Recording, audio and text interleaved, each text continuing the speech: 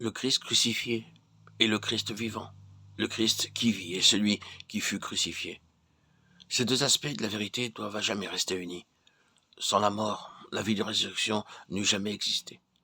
Sans la croix infamante, il n'eût point eu de trône ni de gloire. En Christ, la mort et la vie, l'ignominie et la gloire furent réunies. Il en va de même pour nous.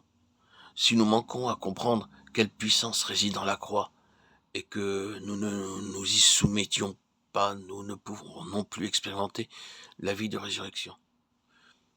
Il est inutile d'essayer de croire en la croix, de la porter, de connaître sa merveilleuse puissance de salut et de délivrance, si l'on n'a pas la foi en un sauveur vivant, ni la joie qui résulte d'une communion personnelle avec lui.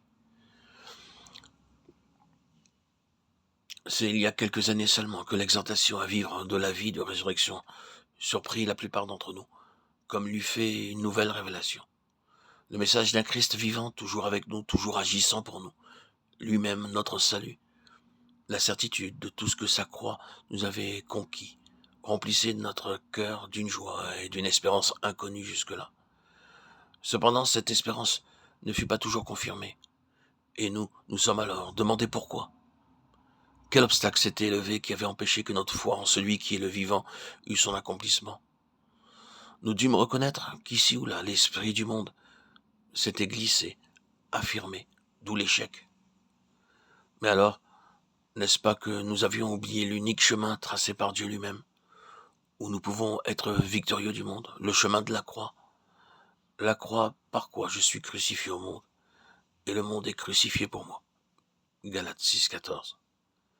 Christ crucifié, puissance de Dieu. Quand nous, les disciples, nous irons au monde en lui disant « Voyez en nous des gens crucifiés avec leur Seigneur, qui à votre égard sont crucifiés, et dont la gloire est d'être crucifiés avec Christ. » Alors la puissance qui agit autrefois en Paul se manifestera sûrement en nous.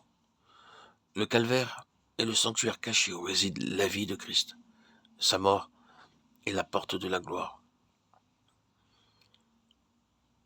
Donnons-nous donc à nouveau à celui qui est mort et vit éternellement afin qu'il nous accorde abondamment la double bénédiction. Une vie où agit constamment la puissance de mort au péché et au monde, une mort qui nous donne accès à la vie.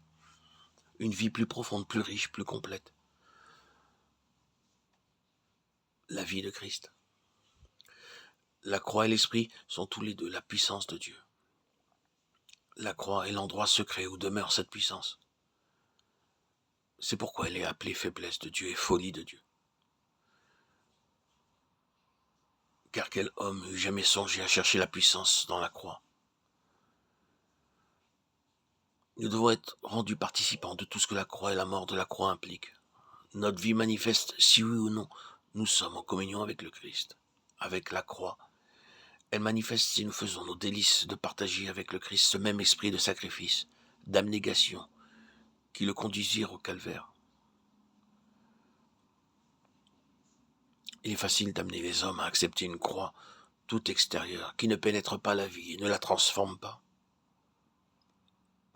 Ce n'est pas là la croix de Christ.